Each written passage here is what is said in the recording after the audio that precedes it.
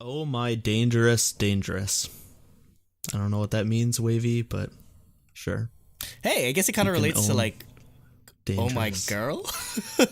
I guess, yeah. Hey, OMD.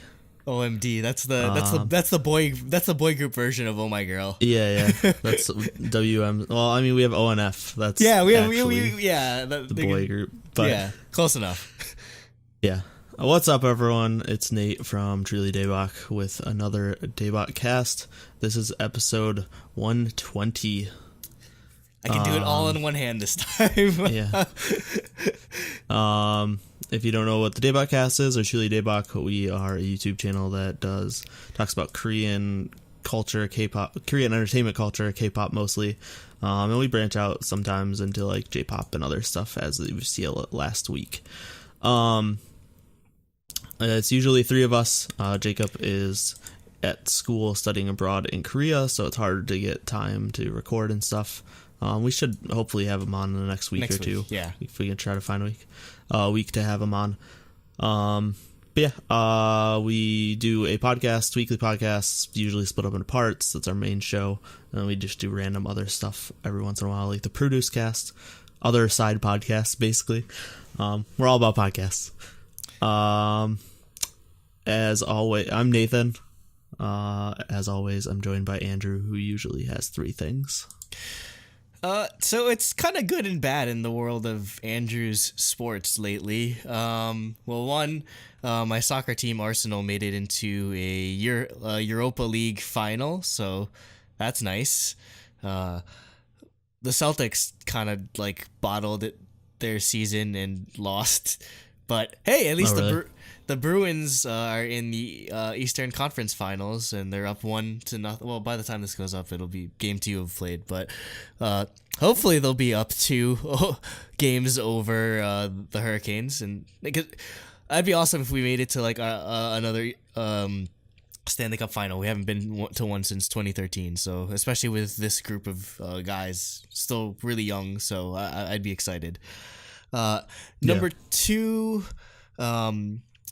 Nate and I both saw Detective Pikachu last night. Well, not at the same time, because Nate's back in Michigan. I'm here in New Jersey and New York. So I really enjoyed it. I enjoyed it so much. Or there was a lot of stuff. Obviously a lot of like nostalgic throwbacks. I mean, the story's not gonna like win an Oscar for like best screenwriting or anything, but like as someone that appreciates fan service, like that's all I needed from this movie essentially. So it gave me more than enough fan service out of it. Yeah, it was good. It was fun, which is all I really needed. But it was 0 out of 10 because there wasn't a single Vulpix in that whole movie, which is a travesty. There are so many Growlithe. There's so many Growlithe. There's only and so much. No Vulpix. Like, they only have such a limited Pokemon animation budget. Why did they film it in the red version of the game? That's not fair. Yeah, I'm gonna go see it again with my family on Sunday, but yeah. But I'm mad. I didn't get Pokemon cards. You didn't get your Pokemon cards. Yeah.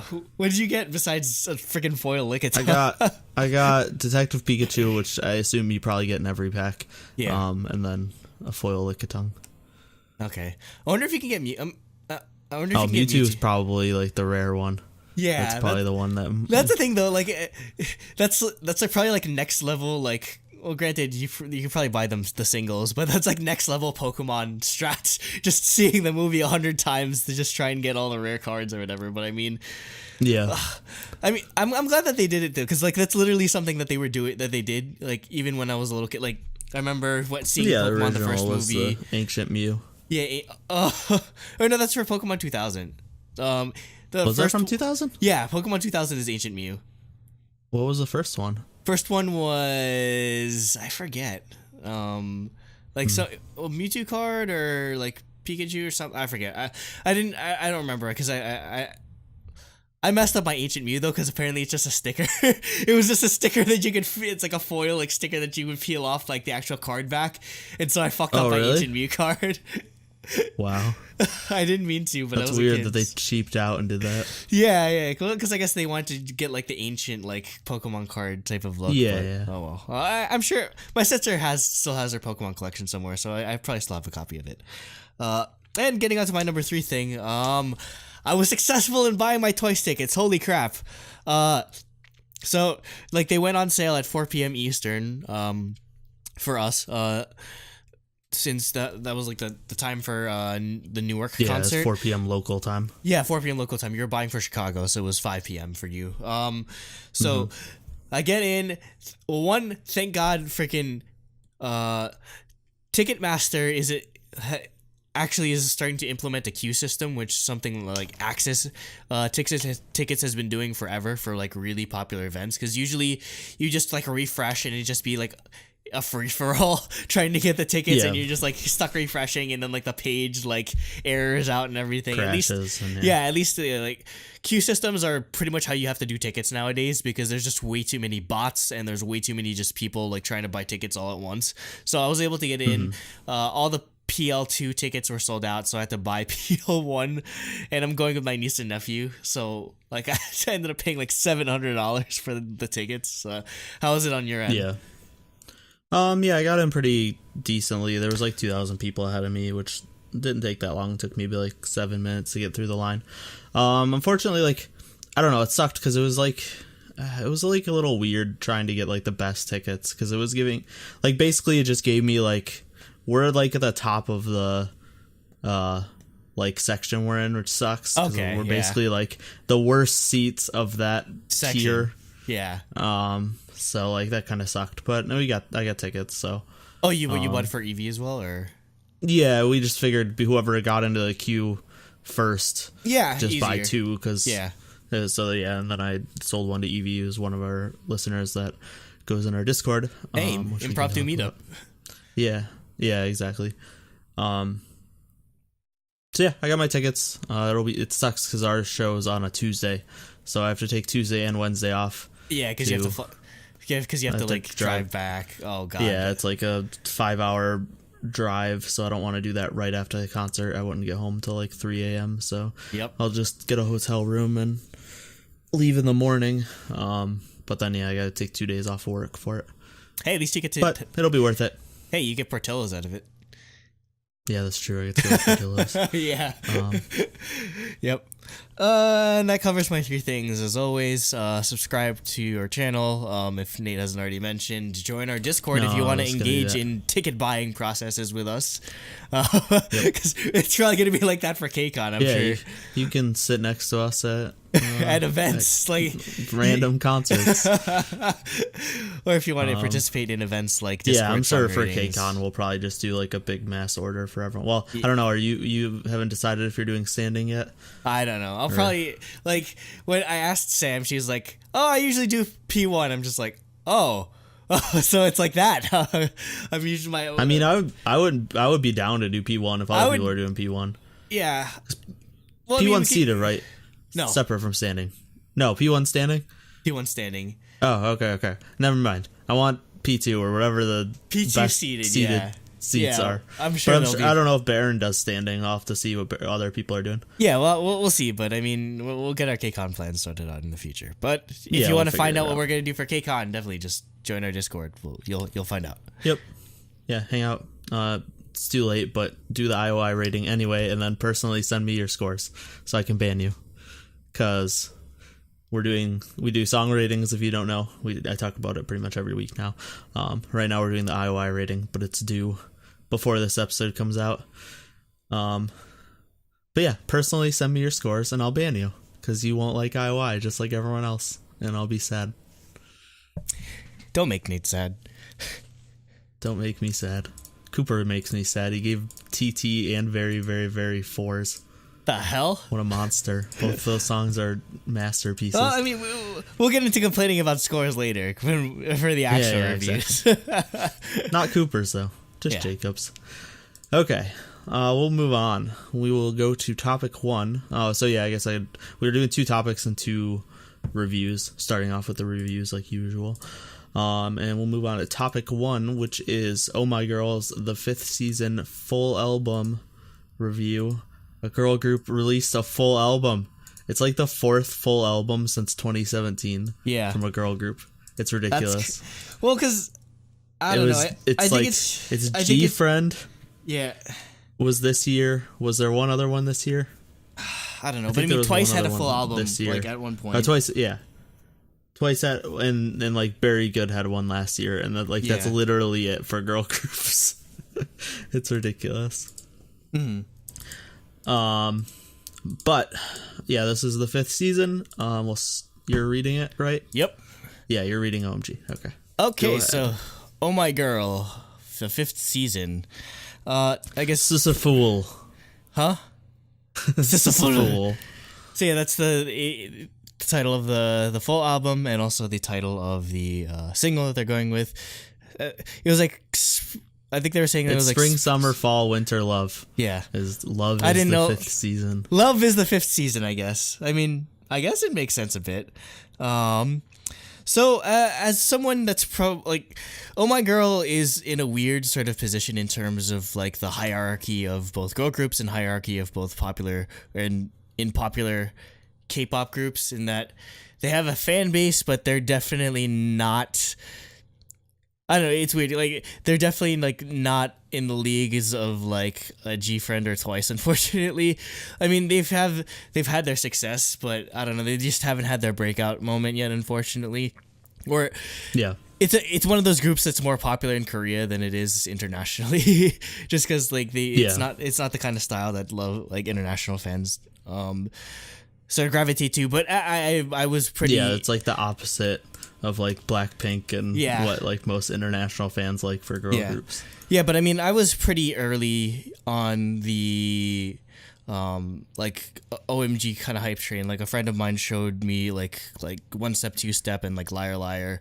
I got in pre Windy Day, so that's my that's my claim to fame in terms of just like liking them. I mean, I wasn't there for eyeing, but I was there for Cupid, so I was day one.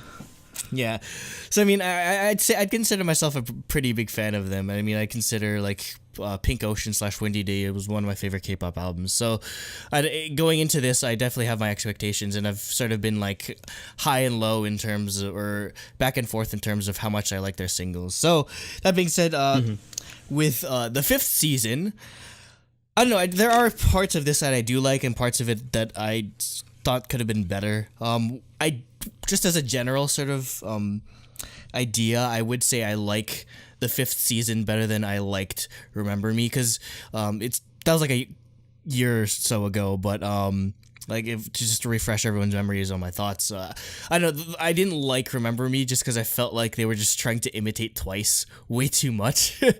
Like, it really felt just like too derivative. That I think that might be OMG's problem, is that they don't have as signature. They tend to wander a lot in terms of like sound.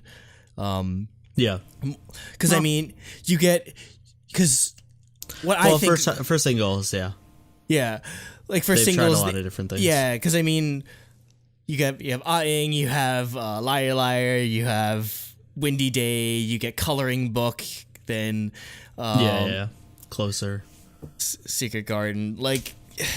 That's the thing. Yeah, and I mean, I usually like variety in terms of singles and just groups experimenting, but I do feel like it's sort of the situation where they haven't been able to nail down a signature sound yet, which is why I think it's hard for a lot of people to like attach themselves, because they don't know what the group is necessarily. But I'd say the 5th season is a lot more in line with what I like about OMG. Like, again, usually I'm not a guy that tends to gravitate towards like these type of cutesy girl groups, but OMG just holds a special place in my heart, that I love this type of music. I mean, it's nothing that'll blow the socks off of like a Windy Day, in all honesty. It's a great, I still think it's a good song, again, a good return to form for them. I'd say like one of OMG's strengths is definitely in their vocals, and also just as a general sort of note for this whole album, or just the group in general, I think one of the strengths that WM Entertainment utilizes in their groups is they're not afraid to experiment in terms of instrumentals, or just like have weird sounds in their instrumentals. So I do appreciate that. That aspect, I think that's why or what I can appreciate about OMG as a girl group is that they do have like weird things that sort of make them unique in that sort of way compared to other girl groups. Yeah, I'd say like in terms of song, it's nothing that necessarily blows me away, but I did enjoy it again, it was a return to form. In terms of like the music video, it's pretty basic. I don't know, like it's really just like a sort of like CG set type background type of thing. Yeah. Some choreography is showcased, but not really. I don't think that's ever been their strong point necessarily. They're definitely trying for another windy day in terms of like the visual elements here, so I don't mind that necessarily. But yeah, I'd say I do appreciate them sort of returning to like the sound that I liked, but it's not necessarily like their best song in my eyes. Yeah, I think it's in the middle for me in terms of their singles. I remember Me Grew on Me a lot, actually. I didn't like it that much at all when I first heard it, but like listening to it more and more, I learned to love that song. But no, I thought the song was great. I really like how bouncy the synth melody is, and how like powerful the chorus is with like the string part gets really intense. Yeah. And the singing matches it really well. Like it just, yeah, it's very strong. And like not, I don't know, it's strong. It's a weird way to describe it because it's not like a Blackpink song like we were saying, no. But it's powerful in the song is powerful, but the style of the song isn't powerful. It's like a dreamy, like innocent girl group song that you'd expect kind of from OMG. Like you said, they branch a lot on their singles, but they're like they have a distinct sound, like that most of their album tracks are of similar style to this. Yeah, like you said, it's more OMG. It's back to like what you liked about them, and I'm okay with that. I think OMG is fantastic. I think they're underrated. Like you said, their fandom isn't that big, at least in international fans. And I wish they had more. I thought that I liked the music video and the styling. I thought it fits the dreamy feeling of the song. It reminded me of Closer's music video too. Yeah. Yeah, Closer and Windy Day, like you said. And then yeah, the choreography is nothing crazy, technical, but I think it also fits the song really well. But yeah, I thought it was fantastic. Yep. So moving on, we have a song called Shower. Again, this is definitely more of the type of sound that they've sort of known for. Again, nothing that really blows me away, but again, sort of the things I do like about this, again, is they make the use of like interesting synth lines, and that in combination with the sort of high notes that they utilize in terms of the chorus and the verses, definitely it makes it like a quintessential Oh My Girl song. So I don't know if you can really explain it any further than that in my eyes, but yeah. I thought I like this song. The synth line, it's similar to the Fifth Season, where it's like the synth lines are like go through the verses and build up, and then the chorus is more like string focused. But I thought they were great too. I agree with you. Like I really like the synths they used. The chorus is actually like way softer than I expected with the build up it had. Like it kind of like tones down more than you'd expect, considering how like large the build up to the chorus was, a pre-chorus. And the song actually, like the synths they use and stuff, this kind of gave me like Lovely's vibes. That's got a little bit of that like chiptune-y mixed with like cutesy girl group, which OMG and Lovely's have a bit of a crossover in terms of style already. So I mean, I don't know. It just personal preference. I've seemed to like more of Oh My Girl's music than Lovely's as of late. Yeah. Again, I do like the experimentation, but they just have some crossover. Yeah. Next we have case number L5VE. It's a love. But it's the Fifth Season, so it's a 5 instead of an L. I guess. So to describe this song, Oh My Girl is an innocent type of girl group, so to draw comparisons to a group like Miss A would kind of be weird. And yet Miss A did some like more innocent but stuff. This is basically like bad girl, good girl. This is like a bad girl, good girl, except a lot more innocent. So I do like that sort of like, I guess, change up in style. I do kind of feel like they kind of force the rap part in this a bit, and that might be that's like a thing I have to say about some of the other songs too. Is I love when I don't mind when OMG has rap lines in it, but I do feel like they have to pick and choose where they utilize it because I don't think it fits with every song. This one I think it could have done without, in all honesty, but other than that, it wasn't too bad. Yeah, this one's weird in a good way, in my opinion. Like, I like the beginning with the instrumentals, like, being mostly silent, and then just, like, some quick piano notes, like, snaps and, like, weird bubbly sounds. Just helps focus on the vocals. But then, yeah, like you said, the rap part happens, and it just, like, comes out of nowhere. And, like, it kind of, like, tonally doesn't fit with the opening. Yeah, I think that it being so jarring is what kind of throws me off the song in a bit. Yeah. Like, I don't hate it, but yeah, it is definitely jarring. And then, like, yeah, the instrumentals build to, like, a fun, bouncy chorus, so it goes back to, like, more what you'd expect. One thing I do like about the song a lot, and something I like about OMG in general, is how low the register for the song is. They have, like, much deeper singing voices than most girl groups, and they don't, like, most girl groups are singing in higher registers to sound cute and stuff, and OMG, like, isn't afraid to, like, sing in lower registers, which I love, and the song definitely fits that. So next we have TikTok.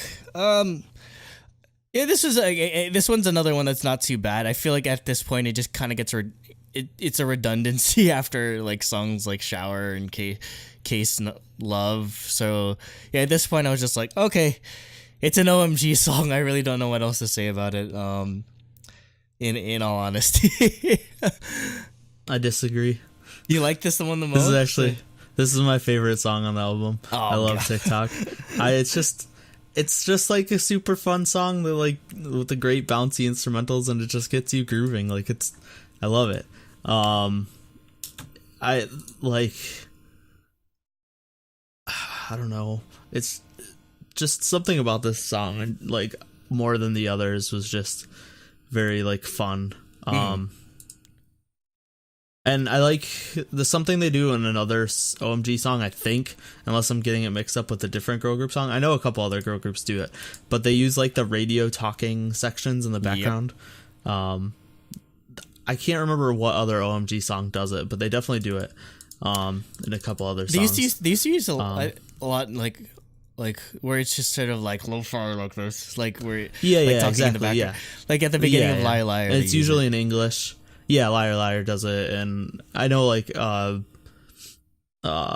couple other girl groups do it, but I love that. That's kind of like OMG's thing. So I wish they'd use that more in their singles again. Like, they usually only use it in album tracks. And then the halftime bridge is, like, pretty standard, but the high notes were fantastic, and I like how they faded the high notes out into the background and transition them into ad-libs when as the chorus came back. Like, I thought that was really good. And then I loved the ending. The, like, synth instrumental ending was awesome. It was cool to see, like, an ending like that having, like, an actual outro almost. But yeah, I love this song. Next we're on to Gravity. I feel like this is where the album started to really pick up for me, because like, after this they definitely start to get more experimental in terms of song choice and type of genre that they tackle. So this song, to just surmise it, is essentially OMG's take on, like, an EDM, like, track, as weird as it sounds, because it's not really a full-blooded EDM track or just like a like, sort of like a house type thing, but it's got kind of those vibes in it, mixed with, again, that sort of, like, dreamy synth and lots of chimes going on in the background type of thing. So I love that sort of blend that they added to this song, which I feel like made it stand out a lot more than just, I guess, what would be considered their standard type of song. The build up to the chorus was incredible. So yeah, this is where the album really started to pick up for me. I enjoyed pretty much every song from here on out. Yeah, I thought this song was awesome. It's The instrumentals, like, and especially the beat, are way more intense than you'd expect. Like, especially during the chorus, there's like some pretty like crazy drum fills and stuff, which like doesn't really, like, you wouldn't expect in a song like this. And their vocals are fantastic as always. I thought this was a really good song. Next we have Crime Scene. Okay, this is weird. This is the kind of Oh My Girl I really like, when they start doing the weird shit like this, basically. That's understated.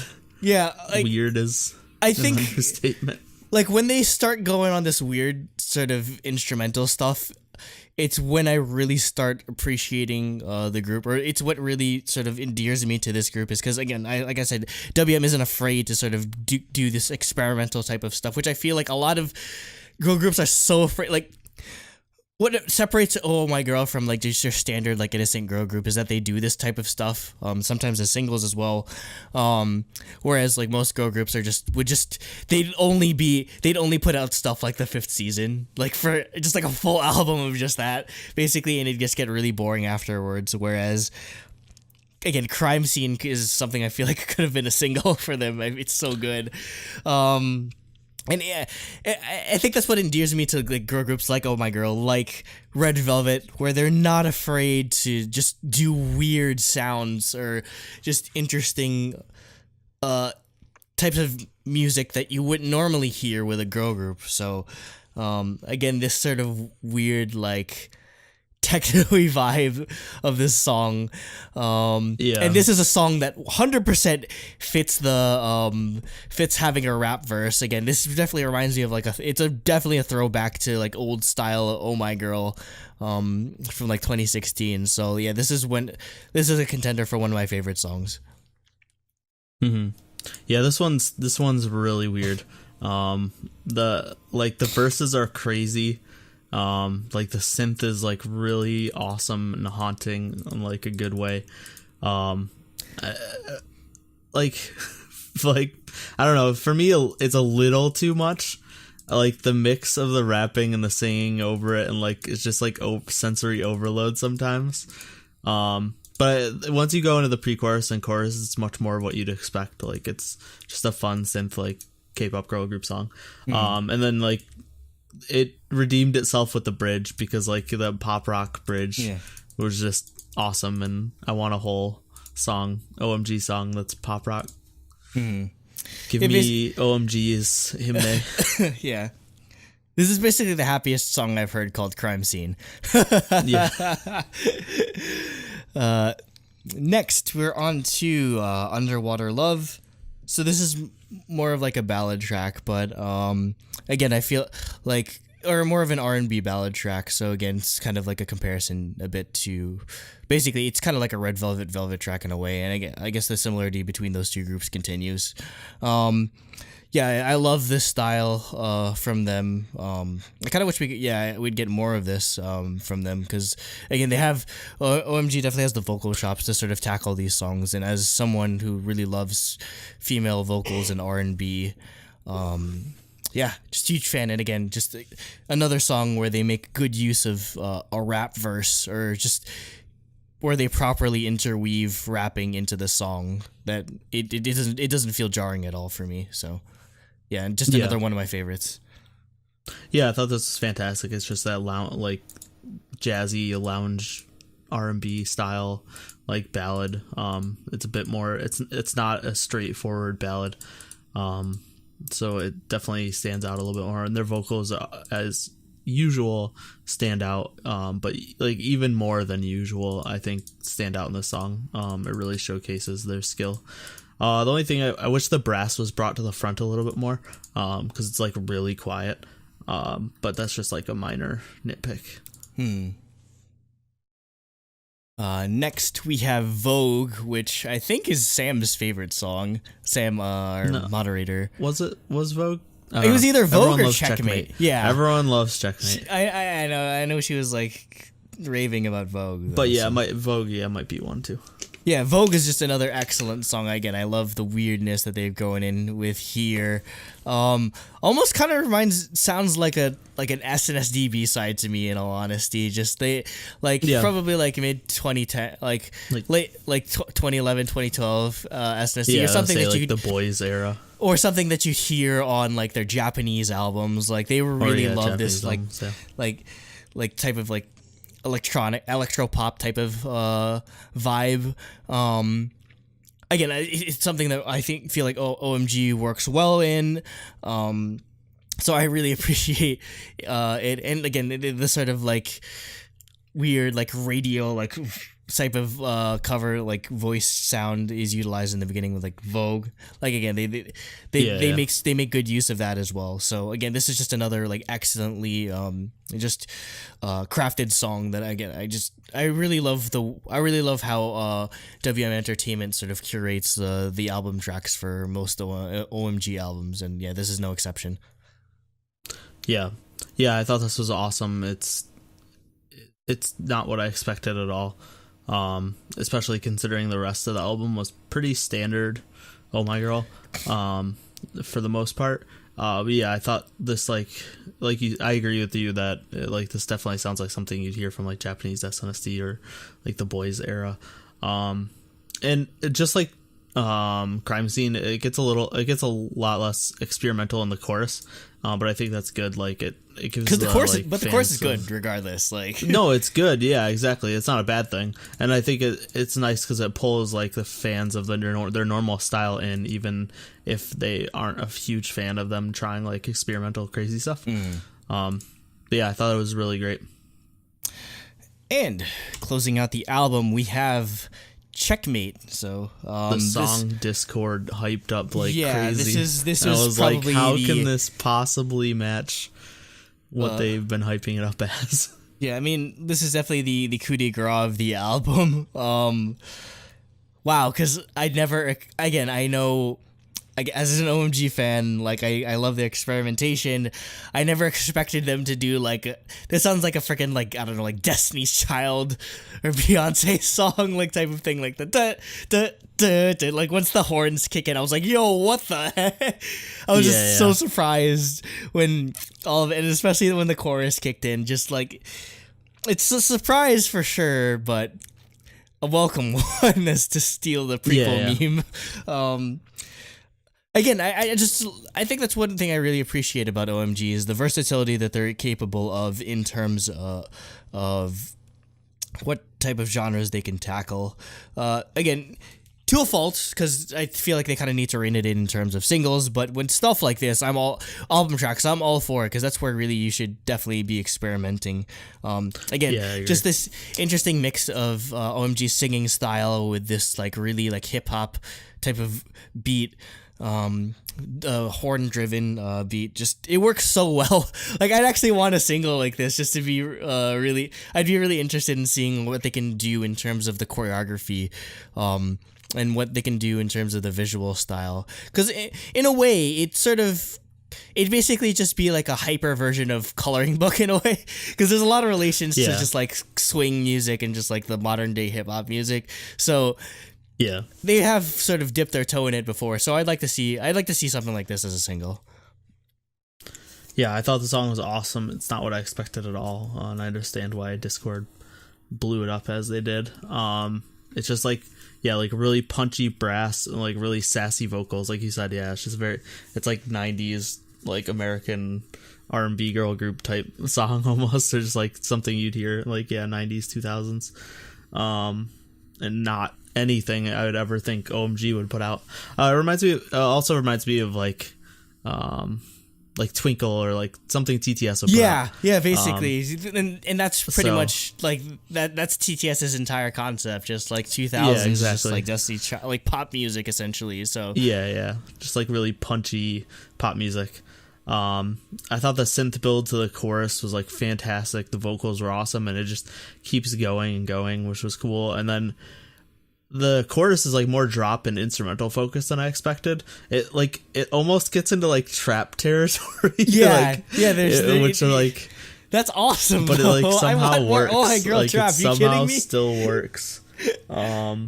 Yeah, it was really cool. I think I still like TikTok a little bit better, but this song was really, really cool. It's definitely a close second to my favorite. Well, this might be one of my favorite album tracks of the year, in all honesty. just like, again, like the sort of, like they call this, like I guess just like the gap in just sort of image and sound that you usually get with Oh My Girl is just really surprising. But I'd love to see them expand on this further. And everyone seems to like it so far, so it's definitely a popular sentiment. Okay, so moving on to scores. For those of you joining us for the first time, we break up our scores out of a 10-point scale. Maximum of 7 points goes to the music between the single and the album tracks, and a maximum of 3 points it goes towards the concept, the visual, choreography, and such. So, that being said, I personally split it up into, I split my music rating into 3.5 for single and 3.5 for album track. So, for the single, the fifth season, I'd give 2.5 out of 3.5. So yeah, it's a good song, nothing that necessarily blows me away. I think it's kind of like, the fifth season just kind of falls victim to how much I enjoyed some of the album tracks, so it ends up being like middle tier in terms of like my enjoyment of the album. Album I gave 2.5 out of 3.5 as well. Again, Shower Case Number Love, TikTok were kind of just, I feel like, dragging the album down a bit, but from Gravity onward, I feel like it was just really excellent. Just really high quality stuff that I love from Oh My Girl. Concept, I'm gonna give a 2 out of 3. Again, it's nothing too crazy in terms of just like choreography or visual elements, but it is Oh My Girl, quintessentially Oh My Girl in terms of those elements. So I do appreciate that. I love their use of color as well, definitely. Obviously, with floral elements, you're definitely going to get a lot of bright colors or just contrasts that stand out well from an aesthetic perspective. So that'd be a total of 7 out of 10 for me. Again, that kind of seems low on everyone else's rating scales, but 7 is pretty good for me. I mean, I usually land somewhere in like the 7-8 range, or rarely a 9. So I'd say it's a good album, good return to form for Oh My Girl. I wish I got to see them on tour, but they didn't come to New York. Like, I'd probably cry if I saw One Step, Two Step live, just because that's one of my favorite songs. But I mean, I hope they come back because I want to see Checkmate live. 100%. Yeah. You want to read your score and then Jacob's, and then I'll do Cooper's? Yeah. So I'm back. I give it a 10 out of 10. What? I love this album. I love like both the beginning half of it, like being classic OMG. I thought it was fantastic. Like, I thought it was some of their best stuff. And then I love the experimental half. Just overall, I loved all the music on it. And although the music video and the like choreography aren't like crazy technical, I thought they fit the song really, really well. So I decided to give them full marks. Like, just everything about the whole like concept package just fit the fifth season so well. So even though it wasn't like, the music video wasn't like super technical with like crazy shots or like anything, and the choreography didn't have any crazy moves, like I think it was a perfect package. So I decided to give them full marks. I love this album. I thought this was fantastic. And I thought Discord hyped it up too much, but I was happy to see they did not. Okay, I will move on to Jacob's comments. Jacob just wrote overall comments for the album and then scored it. He said, overall, I think Oh My Girl did a really nice job on their first full-length album. Surprised it's taken so long for them to get one. Most of the songs on the album are quite catchy and they're really easy to listen to. I don't see them reinventing the wheel on any tracks, but personally for me, that's okay in this context, because everything they're doing really well. The album had a lot of really nice standouts, such as the pure and feel-good shower in TikTok, as well as a super full and bright crime scene, which you can't help but jam out to at a high volume. Another standout track on the album that I'd like to shout out is Vogue, which was a really nice and fun track, and I love how the instrumental clears for the pre-chorus verses and fills up so nicely in the chorus sections. Jacob's comments this week, I didn't read this. The only track I wasn't a huge fan of was the last track, Checkmate. I think mostly due to the abundance of super high frequency horn sounds that hurt my ears at high volumes. I won't rule out it being able to grow on me in the future, though. Overall, this album was definitely a really solid release, and I hope they can stay consistent with this quality in the future. On a side note, I thought the album cover was cool with the painting style photo they used, which I suspect was produced by a machine learning style transfer program, but I wish they could have commissioned an actual painter to do the art for them. That would have been so cool. Rating, he gave the music a 6 out of 7. So despite not liking Checkmate, I think he liked pretty much everything else. And he gave the concept a 2 out of 3, so an 8 out of 10 overall. Okay. Cooper's notes, he says, finally, Oh My Girl gets a full album and it doesn't disappoint. The album is pretty seamless and cohesive from start to finish. There's no track that takes me out of the experience. The title track has classic and magical and epic sound of their past title tracks. The verses are really unique and took me some getting used to, but I really love the whole song. The MV is beautiful, as well as the styling and choreo. The album tracks are really where this album shines. My favorites being TikTok, Gravity, Vogue, and Checkmate. The Experiment, especially on the latter two, there's something for everyone here. WM Entertainment really gets amazing producers for their groups, like SM level stuff, which I definitely would agree with. They deserve more recognition for how good Oh My Girl and ONF production is. Overall, this album shows what can be done when girl groups aren't given just digital single for a few songs. Give them more full albums, they are just as impressive as boy group albums. He gives a 6 out of 7 for music, a 3 out of 3 for concept, for a 9 out of 10 score. So, putting everything into the calculator and crunching up the 8. numbers, 5. it's an 8.5. So, slightly misses out so on the close. thing. I did It's all not your expect. fault, Andrew. Hey, that's a good score for me. A 7's a good score.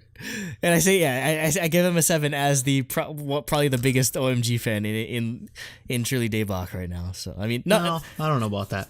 Hey, I don't talk about them a lot, but I've loved their music since they debuted. So, what were your thoughts on the 5th season? Did you like this return to form in terms of the single? Did you like the more experimental tracks like Vogue and Checkmate and Crime Scene? Would you want to see them do more full albums? Would you want to see them on tour? And you better say yes, because I need to see Oh My Girl live already. God damn it! Why didn't they come to New York City? Why? Seriously, it's easy money here. Why do you avoid New York City? Like, there's like people that don't even groups. We'll get into this in the other topic, but why did Dreamcatcher ignore the U.S. entirely? Let us know your thoughts in the comments below. Okay, let's move on to topic 2, which is our other review for this week, and it is WayV, or WayV, mini album Takeoff. So if you don't know WayV, because based on their name you wouldn't know, this is actually an NCT subunit. It's their Chinese subunit, but it's kind of like co-managed by a separate company. Yeah. So that's why they don't have NCT WayV in their name or whatever. It's just WayV, but it's members of NCT as a whole. NCT 2018. Or 2019, I guess, because some members were added. So you've seen these members in NCT concerts, like SM Town concerts, singles, NCT U singles, as well as some of them were in 127. And Dream, maybe? I don't know. I don't know if any of them were in Dream or are in Dream. I don't think so. No. I don't know. I could be wrong, though. Oh no, because some of the new members are young enough to be in Dream, but they didn't get put in Dream yet. If they will be, maybe. I doubt it. I think they'll just keep them sort of like isolated separate. As their own group. Yeah, I agree. They'll probably just keep this subunit pretty separated, other than like overall group NCT stuff. So yeah, it's not their debut, but it's their first album. They had like a single album before with 3 songs, 2 of which were covers, and all 3 of those songs are on this album. So it's kind of like their debut. And so we're starting off with the first song, which is Takeoff. And so their first original song, which is the last song on this album, Dream Launch, is not what I expected from this group at all. And Takeoff is exactly what I expected from this group.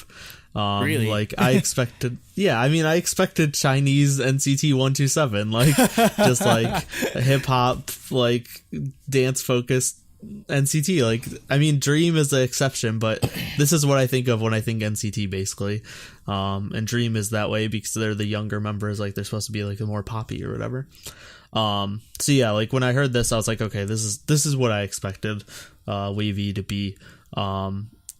I don't know how to describe the main synth line in the song, but it's awesome. Like the super deep, like dubsteppy synths, like I really like them.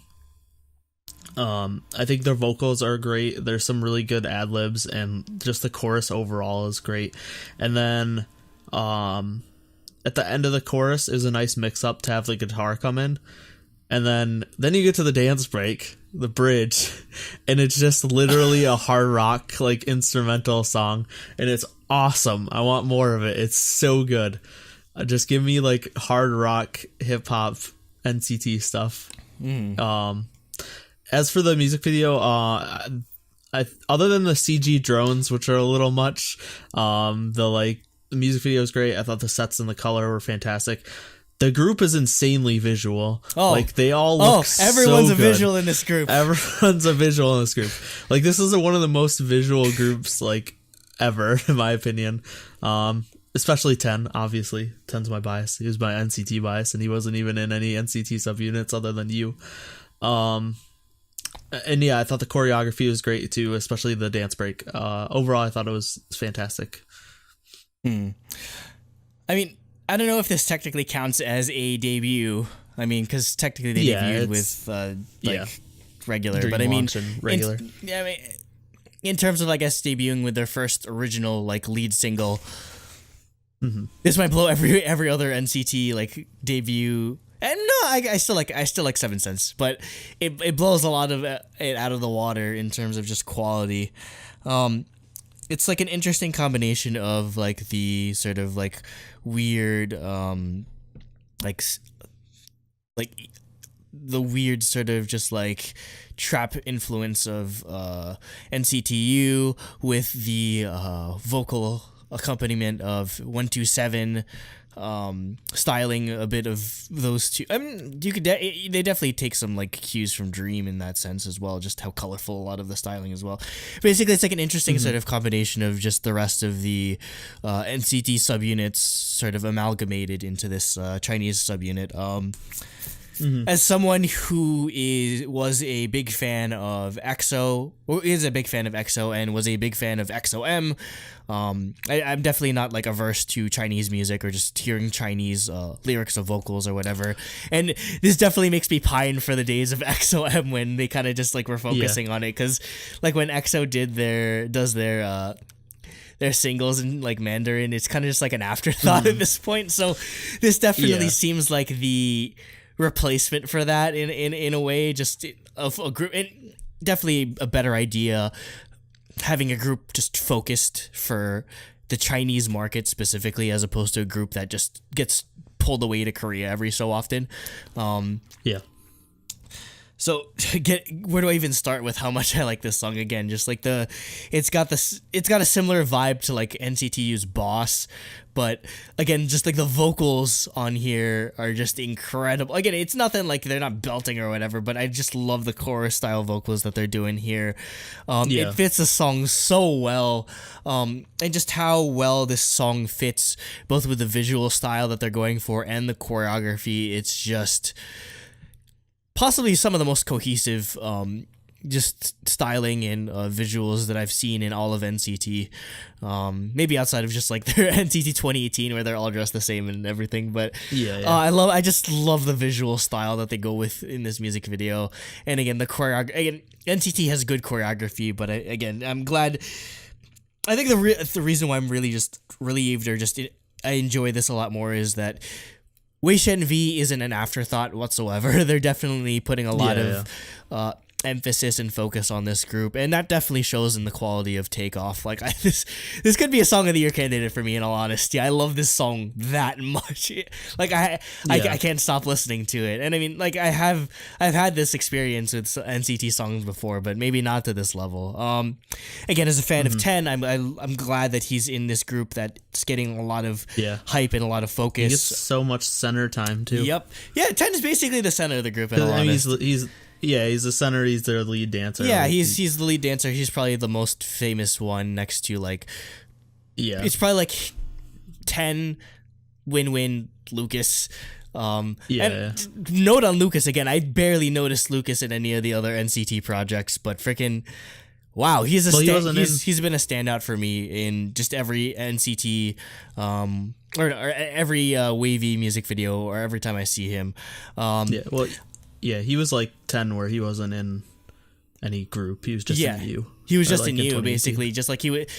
Yeah, that I think it's good that like they just basically everyone's finding a home now, just like everyone that was kind of in limbo. Mm-hmm. So, and he definitely just.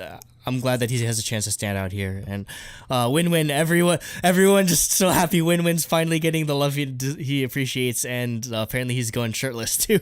It's literally just he's wearing a jacket and like a biker jacket and no shirt and everything. But God, I just love everything about like the visual style of this. The clothes, the whole like freaking they're riding a Ducati motorcycle.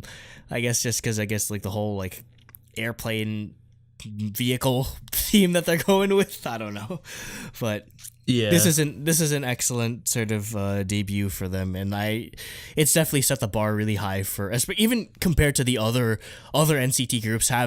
They have a lot. They have to find a way to just outdo this, because this is really, really good in terms of a single. So.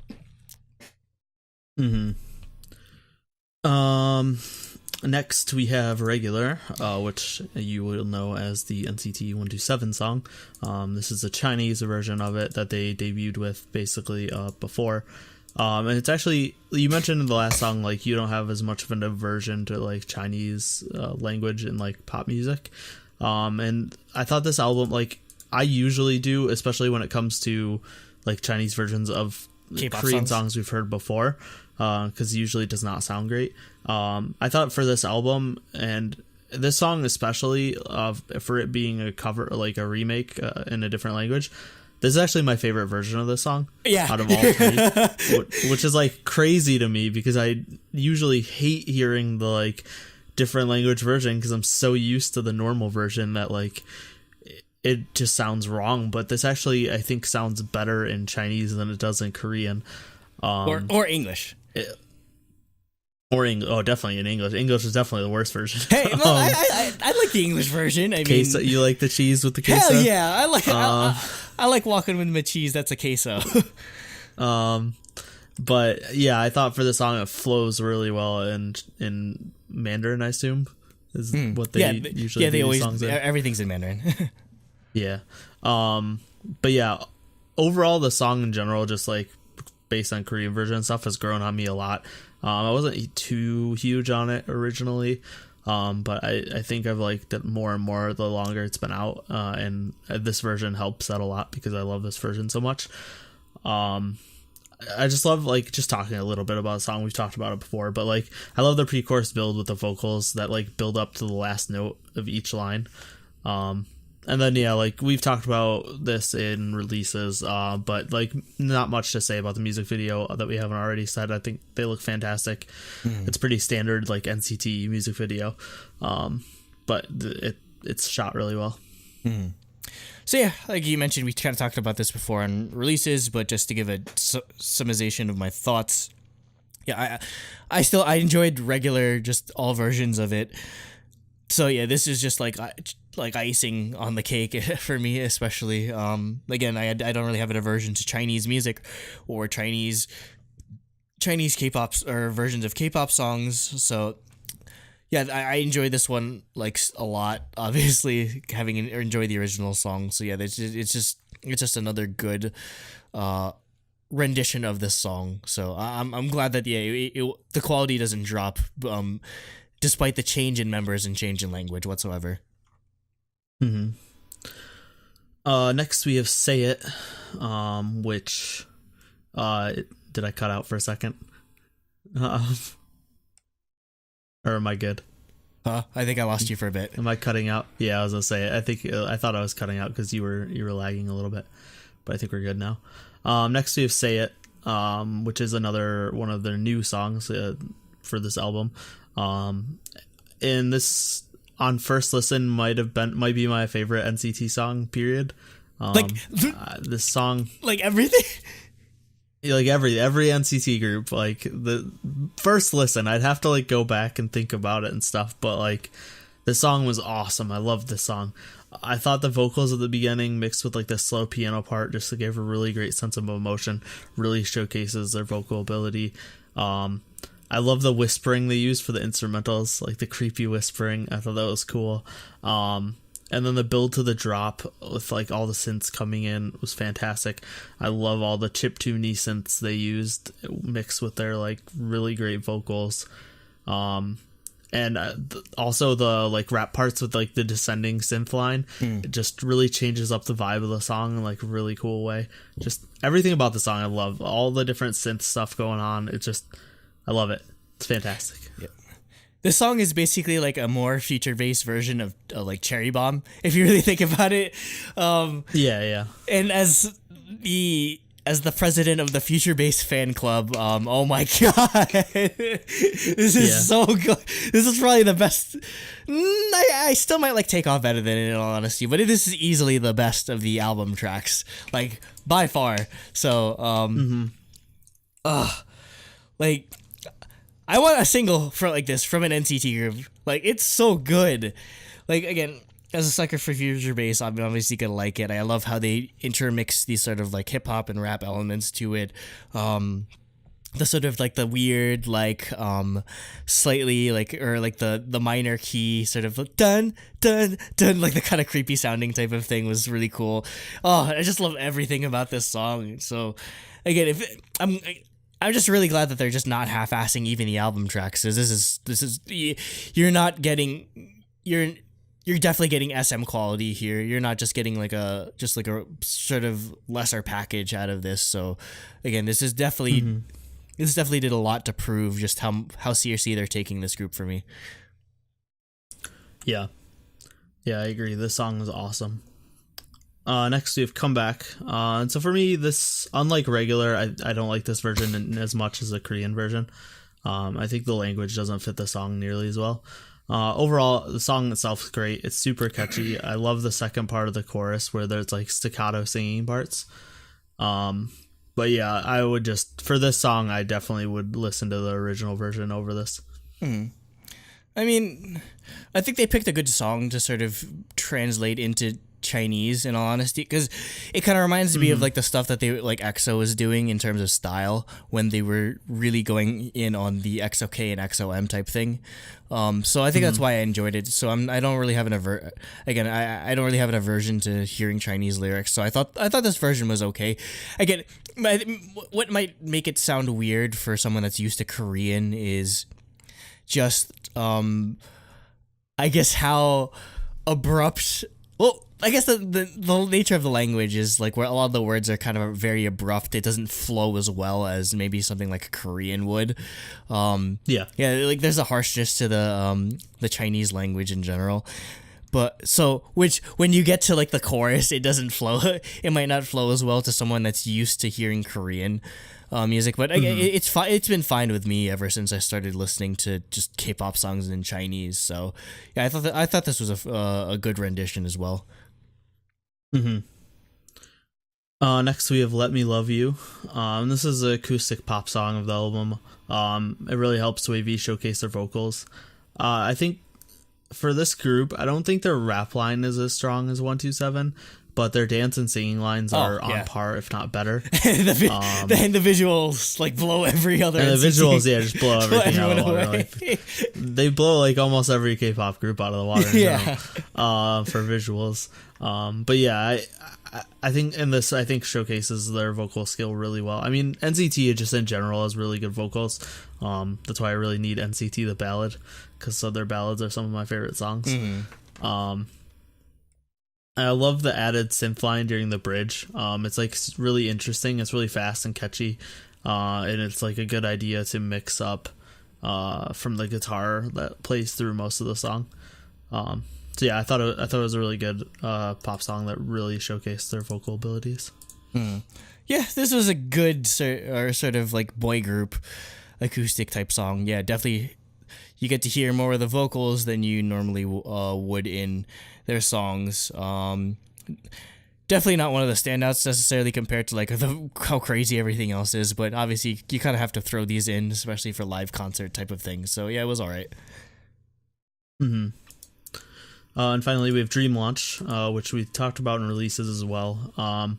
But I absolutely love this song, and like I mentioned at the beginning, this is not what I expected from them when they debuted, and it blew me away. I think their harmonies and their group vocals are amazing. The organ, synth, and the piano like fit really well. It's just one of my favorite like chill jam songs in like recent memory. And the music video is just adorable, like really good retro styling. Just to rehash my thoughts on this song. Yeah, I enjoyed it. I enjoyed it like the second I first started listening to it. Again, I mentioned before with both Comeback and Regular. Again, the sort of, I guess, just abruptness of a lot of like vocals and when singing in Chinese. But I feel like despite that, it flowed very well. For this type of song, because you usually want like lyrics to flow well, especially in this type of like ballady type track. Yeah, I really enjoy it. It's kind of like a really chill. Like, it kind of reminds me of like a chiller version of GOT7's Fly in a way, especially like the here we go, hi. Like it's definitely got that type of vibe to it. So, I'd like to see another song like this from them. I do like that they've shown a lot of different faces for WayV, or they've shown that they can be a versatile group. It's not just because I feel like just in general NCT has a vibe of just being like a super hype, like super like high energy type of group, but for them to showcase this side of WayV, WayV, or just NCT as a collective is nice, and yeah, they could definitely go forward with this, something like this as a lead single again. Yeah, I agree. So yeah, that's it for us. Now we'll get into our overall thoughts, or our overall scores. For me, I gave it a 6.5 out of 7 for music. The only thing that dropped it is Comeback just not being as good as the normal version, in my opinion. And I guess a little bit more that we've already heard 3 of these songs. But overall, I love pretty much all the songs on this album, and almost full marks. And then Concept, 3 out of 3 easy. Choreography is fantastic. Music video is fantastic. Visuals are out of this world. So I gave it a 9.5 out of 10. Close. It was close. I thought about it. So yeah, for me, I feel like Takeoff was an incredible takeoff for them. Just like a really good way to sort of launch this group into the limelight. And again, I still liked Regular and Dream Launch, so I'd give, for the singles total, I'd give 3 points out of a possible 3.5. Album tracks, I give 2.5 out of 3.5. Again, like nothing too crazy in terms of like the stuff we've heard before, and Comeback and Let Me Love You, but Say It definitely is a hard carry of an album track. So it gets that. Concept, again, full marks, 3 out of 3. So that is an 8.5 out of 10 on my end. Yep. Jacob, his overall thoughts, which are completely wrong, I will preface. So he said, this release is mostly what I would expect it from NCT China subunit. I'm still confused as to why they didn't attach the NCT name to it. I suspect it's so that in the event they really take off in China, they can kind of write them out of NCT and let them do their own thing, not have to change names. The title track, Takeoff, is a nice hip-hop banger, and overall compares a lot better to me over recent NCT tracks like Regular and Simon Says. We see a return from Regular, which I don't really think is any better in Chinese. I'm still not sold on that song. I wasn't crazy about the repetitive and industrial sounding Say It, apart from the vocals, but overall it ended up kind of a mess.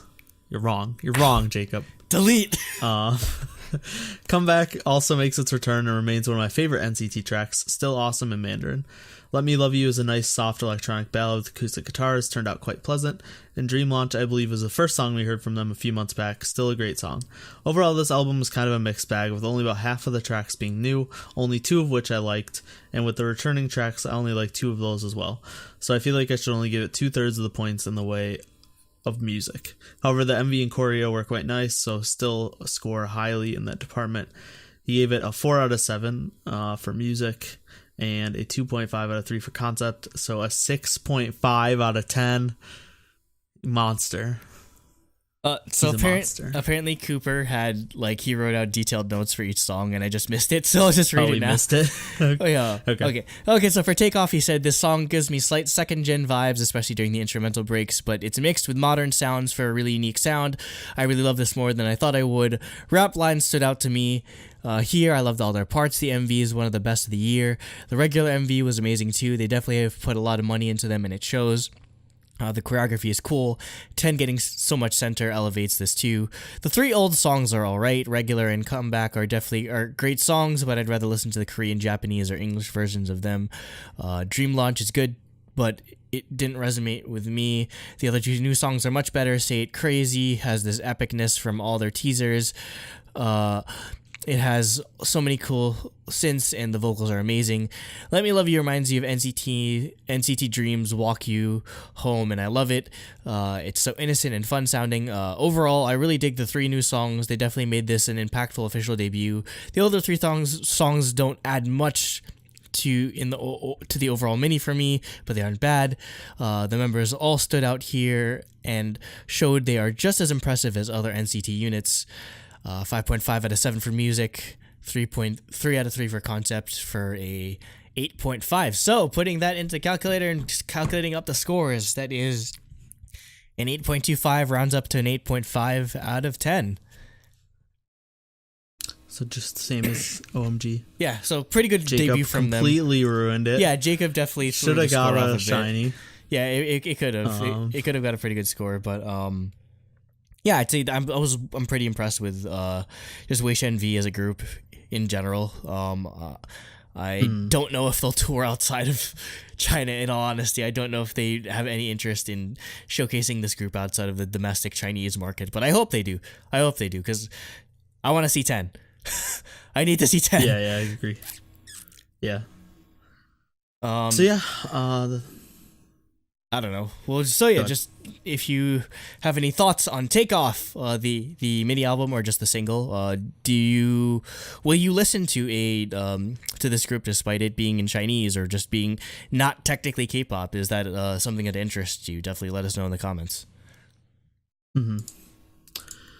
Okay, we'll move on to topic 3, which is going to be ProduceCast 10.5? Yes. Question mark? Yeah, this is ProduceCast episode 10.5. Hello, everyone listening to ProduceCast and are confused. We're just, I didn't want to give this a full number in terms of episodes, because that's probably going to go to when we do our review of the first couple of Produce X 101 episodes, but we just kind of got some like breaking news or just this sort of breaking story the past week regarding SeoBin of JYP, who is now formerly a contestant on Produce X 101 in regards to his controversy and his subsequent removal from the show. So before we go into that, I'll to preface this, I'll try to avoid spoiling as much of Produce X 101 as possible. That be because I haven't seen it yet, because I haven't seen episode 1 yet, because I don't know if the subs are up yet. So yeah, I'll just try to avoid from divulging too much in spoilers out of courtesy for people that might just be looking into the story or might just be trying to get more information out of this, or wanted to hear our opinions without, I guess, divulging too much into like the weeds of the actual episode. So that being said, we'll get into the story. This story broke. What? I want to bring up something that's hilarious to me, and it's actually funny. If you want to read the article, because I just Googled it before we started, and there's an E-Online article about this. Yes, there's an E-Online, and it's actually it's the best article because they waited for all the information to come out. So it basically compiles the like 4 Soompi articles that came out. Yeah, I just took it from Soompi in terms of just like breaking it down. This basically has just compiled all 4 of those into one big article, which was funny to me. Mm-hmm. Yeah, E and like Billboard, they cover a lot of K-pop news nowadays, so that's not surprising. I didn't know E did. Billboard I knew. I mean, but there's only E, they can only cover so much like American music these days, so they got to delve into K-pop. Anyway, into the actual story. So, SeoBin is the lone trainee of JYP sent to Produce X 101. It's the first time JYP has sent a trainee to a Produce show since season 1 with Jun Somi, who has yet to debut or is debuting soon under YG the Black Label. So take that for what you will. So yeah, there was a lot of hype surrounding him and JYP returning to the fold of Produce X 101, and just the name recognition of JYP alone could probably have landed him in the final group. Almost certainly, just because, again, name recognition is a really big thing when it comes to these survival shows. So, on May 6th, according to this timestamp on Soompi, a story broke regarding SeoBin, whose original name was Yun Byung-hui, according to the article. So, news started circulating that he, back in his middle school days, back home in Gwangju, he was accused of being a bully and just like being really rude and just like mean to people and that sort of thing. Also, rumors sort of surfaced, or rumored photos of him surfaced that showed someone matching his name or description surrounded by like bottles of alcohol or pictures of him smoking, and at this time he was still a student, so obviously underage. So that story broke, and it only took about a day for JYP to terminate the contract, which is pretty a lot more speedy than we're used to in terms of K-pop controversy or breaking stories. Yeah, they usually let it stew a bit, but but I mean this like directly, like the illegal activities, like you're just gonna cut them. Like underage drinking is not something to be taken lightly when it comes to someone in the public eye or whatever, especially in such a like conservative country as Korea. Yeah. So JYP terminates his contract. They say, according to the article, it says, quote, after determining that the policies of JYP Entertainment are not being followed, we have decided to terminate the contract of trainee SeoBin, who is currently appearing on Mnet's Produce X 101. As a result, he will also be leaving the program. Mnet also commented, stating that they'll try to edit him as much as possible out of the Produce X 101 footage, which is kind of hard because episode 1, like, again, I'm trying not to spoil this episode as much as possible, but he got the 1 seat. Or he fought for the 1 seat. Yeah, there's a 1 seat curse now, like where like bad things happen to you if you get the 1 seat. I don't know. I don't know. Just in general, like I just think the whole like, oh my god, who's gonna get the 1 seat thing is so stupid because it's not like it really matters. It doesn't matter at all. Yeah, it has no bearing. Yeah, it has no bearing on the long term competition. Anything, They just need something to like drum up controversy for the first sort of episodes. It gets you screen time. Yeah, so, that's the only reason why people do it, is because if you fight for the 1 seat, you're guaranteed to get screen time. But I mean, I don't know, just exactly. Again, like Asian culture is in such a way that like they're mostly about like how you can sort of preserve harmony among various different parties, and the concept of having people fight over seats is like the total antithesis to that. So I feel kind of bad when they have to do that, because I'm sure nobody wants to be the asshole that like steals the 1 seat, but they want the screen time to do well. So it's just a really like weird position that they find themselves in. Apparently his evaluation performance was not yet aired on the first episode. Okay. It probably would have gone up because the second episode aired yesterday. Second episode's out, yeah. So they probably edited it out. They probably So that's just like a stroke of good luck on Mnet's part that it wasn't aired. And I mean, obviously being JYP, they usually save the big name trainees for the second episode. Like they usually tease a lot. So yeah, it's crazy how much they're gonna have to retcon or just like try to like filter out of his existence on the show. It's always funny to me when like this happens, because this happened in previous seasons. Yeah, and like how awkward the editing is when those people are around. They just like, blur them sometimes out. they'll just blur their face or like because they try to cut around them, but sometimes they're just in the background. Yeah, it's not possible. They're part of an important scene that's not possible. They literally just blur their face. It's so funny to me. Yeah, it's like everyone knows who that is. Like, what do you like? Just show them. Who cares? Like. Yeah, there's like 100 other voices. Sure, I understand cutting around his parts, so like he doesn't actually get like notoriety. But like if he's just sitting in the background, like you don't need to blur his face. Yeah, it's so funny to me. Like a day later on his Instagram, he wrote an apology, sort of letter type thing. I'll read it out. The translation is provided by Soompi. It says, quote, I don't know where to start. First, I'm writing this to apologize to everyone who supported me and everyone who has been affected by my actions. When I was in school, I was very immature and didn't know much about the world. All the things I shouldn't have done as a minor, like drinking, smoking, and other things I'm not proud of, and my dreams. I was so scared every day. I felt that I was running towards the edge of a cliff, and I was plagued with fear and worry. But I've never tried to hide my past or deceive others because of fear, and I never hid it from my agency I was a part of either. As a result of these recent events, I've looked back and tried to recall memories of my actions and from my past, and I've thought a lot about if there's anyone else who I brought discomfort to. Even if nothing exists in my records or my memory is just the fact that the controversy happened means that someone has a difficult time because of me. If there's anyone for whom that is the case, I sincerely apologize. Rather than wanting forgiveness, I'm just so sorry to everyone who had a difficult time because of me, to my agency, to the producers of the program, and to everyone that I had trained with. I'm sorry.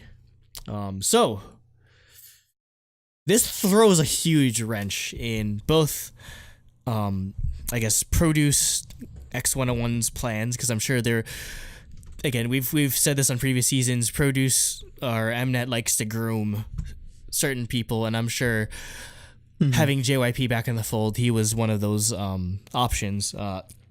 And this definitely sort of throws a wrench in JYP's future boy group plans, because, obviously, you don't show up on Produce X101 for nothing. Usually, they do it, one, for exposure, and two, to build up hype for whatever group that you're going to debut in, or you're going to be a part of. So that definitely throws a wrench in it, because this guy's probably going to be like the leader of that new boy group or something, or... Well, I mean, he was. So he was going to be the leader of the boy group, and now that's sort of just gone by the wayside.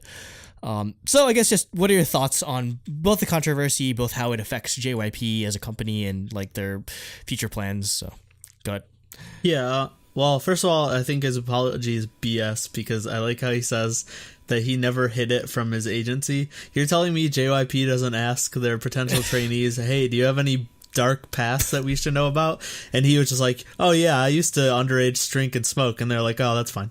So no, you didn't. Sure, maybe you didn't specifically like try to hide everything, but if you didn't tell them that, like, you hid it from them, because there's no way they didn't ask about it. I'm honestly surprised in general that like there is, and I think Mnet even said that today or something, like that there isn't better screening at this point of like trainees, for at least for big companies. Like I'm sure JYP is gonna start like trying to dig a little bit further into their trainees like pasts and find stuff like this before it. Yeah, because this is like a big hit on their it's a black mark reputation, on them as a company. I mean, it's probably not going to affect them too much in the long run, just because they're too much of a monster. But it doesn't, in the long run, it doesn't really affect them that much, but just the fact that it happened just looks bad. And I'm honestly surprised it happened, because I figured there would be much more strict about, like, it happens a lot with smaller companies, and that's understandable. They don't have the resources to like do these background checks and stuff, but I figured like a company like JYP would like quadruple checked the like pasts of these trainees, at least the ones that are maybe not just the trainees that are just sitting in JYP like training, but like if they're about to debut or they're going on a show like if Produce, they're going to be like, in any public, if they're going to represent the company in public, you should probably look into a lot of this stuff beforehand. Yeah, so I was surprised it happened in general. But yeah, in the long run, I don't think it affects JYP or Produce. Produce it affects just because of the editing and like you said, yeah, they were definitely gonna try to groom him to be like one of the top trainees or whatever, and probably make it into the group. Like he had a pretty good chance of getting into the group. Just being from JYP. Yeah, and assuming his skills weren't complete garbage, but he was in JYP, so I don't think they were. But yeah, kids do dumb stuff, but like I think you gotta realize in this day and age, like if you're gonna be someone in the public eye, like if you want to be an idol, you can't have done that ever. That stuff's like gonna come to the forefront. Unfortunately, yeah, all that stuff's gonna come to the forefront and ruin you. Like that's just, if you've taken a bunch of pictures smoking and drinking when you're underage, you just can't be an idol. You should, like, you just can't. It's not possible. Someone's gonna bring it up. So like, I don't like. He should have known this was gonna happen. And it sucks because, like, yeah, sure, his dream was to be an idol, but you shouldn't have done that stupid stuff if you wanted to be an idol. Like, I mean, I don't know. Maybe it's just because like it's a lot more public facing, just because it's idols. But yeah. I mean, there definitely seems to be a strong like there definitely seems to be a lot of these kind of stories coming out of not just Korea, just coming like out of Japan as well, maybe a bit. But I don't know, maybe it says something about the type of person that wants the fame and the fortune of being an idol, that a lot of them, despite what companies either like sort of like the personality that they assign to you or what the PR person tries to groom you as, a lot. That's the truth of the matter. A lot of the time, like the people that become idols, they're not always the nicest of people, unfortunately, despite whatever face they might put forward. I do have a bit of like I do kind of feel bad for the kid, because I mean, yeah, you're a kid. You do feel stupid. bad for him. Like, yeah, you do stupid shit. Like I mean, I guess in all honesty, just I'd say the underage smoking and drinking probably isn't as big of a deal, at least to me, just because I don't know, just that happens. Yeah, that happens all the time. Like literally, like I was say like 95% of kids have tried smoking or tried drinking. I mean, considering just how much of the Korean population drinks, aka everyone, and how much of the Korean population smokes, almost everyone. Like it's a normal just fact of life at this point. I mean, I know they do take that very seriously, because obviously they don't want, like, it's definitely a very controversial thing, and they don't want, or it reflects poorly upon your parents if they're just letting you do that stuff. They do. I do agree. If again, the bullying thing is definitely kind of just like a bit muddy, is in terms of like the. Because some people denied it. Like some of his classmates have denied that part of it. So like, yeah, that might just be people, because there's also, that's the other thing. There's always people out there, like kids that didn't like you in school or whatever, and they'll just say you're a bully. Idols. Yeah, like what happened. Like, that say you're a bully or like whatever. Like that happens all the time. Or you can get something like what happened with Dongho from New West, where a family friend accused him of sexually assaulting her.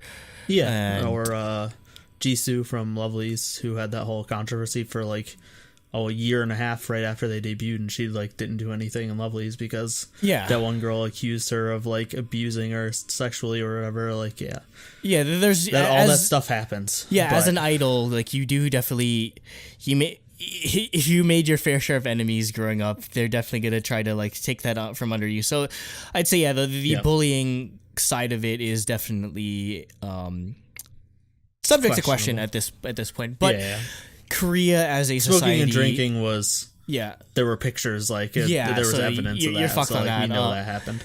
So but I mean, just Korea as a society takes accusations of bullying very seriously. Because the severity of it tends to escalate to points where like the Korea has a really bad suicide rate, especially among young people. So that's why they any like even like the slightest hint of like a bullying rumors just get exacerbated, especially among idols.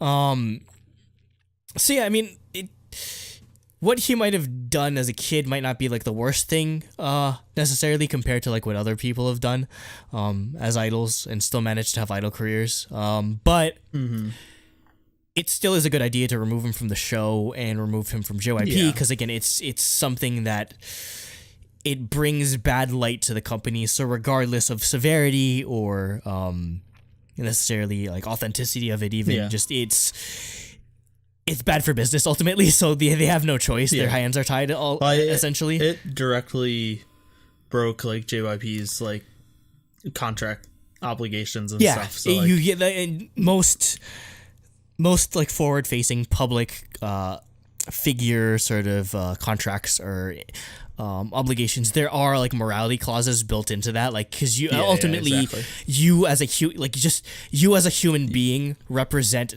such and such company. So like everything you do is you're acting on behalf of your company, whether it be the style of hair you wear, if you have tattoos, whether you're caught like doing bad stuff in public or whatever. All of that ultimately reflects on your employer, because again, you are the job that you're entitled the job that you're like sort of given is like you're supposed to be an idol, you're supposed to be someone in the like your public life essentially is your job. So that's the sort of like high standard that you're supposed to be kept to.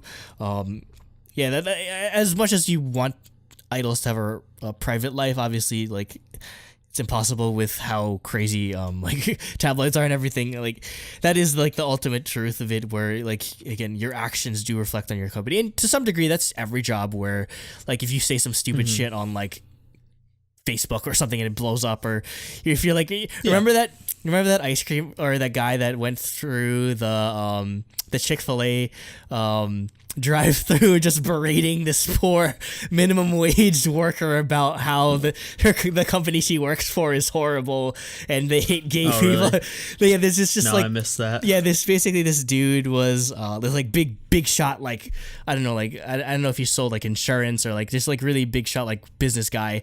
He recorded himself like going through like the drive-through of a Chick-fil-A berating the employee, and thought it was a good idea to upload that to like social media. Is like, oh, I showed, like it's like one of those like it's like I destroy this homophobic or whatever type thing. It's like he loses his job and his wife gets a divorce from him just because he was a huge idiot, and like he just like super embarrassing and super childish, like petty like stuff. Like what is this like poor like minimum wage worker gonna do about like the company she works for or whatever?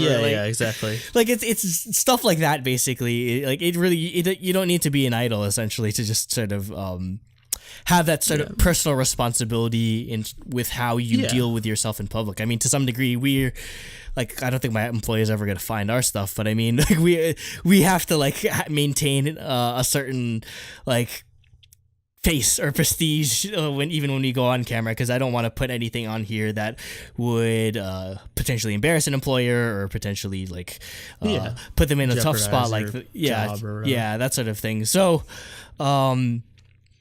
I understand his plight, but it probably still was a good idea to sort of go through with this in the end. And he probably deserves a second chance somewhere else. I mean, like, that's probably, you know what? This is probably going to be a really big thing. Mnet's probably going to have another, like, maybe not a produce show, but they're probably going to make like a male version of Idol School, and he's going to show up on it, and they're going to play up the whole redemption storyline, because it makes good TV. So they're definitely thinking about that. Like, this is it's all publicity at the end, whether it's good or bad. Yeah. So, I don't know. I mean, any closing thoughts besides what you've divulged already, or?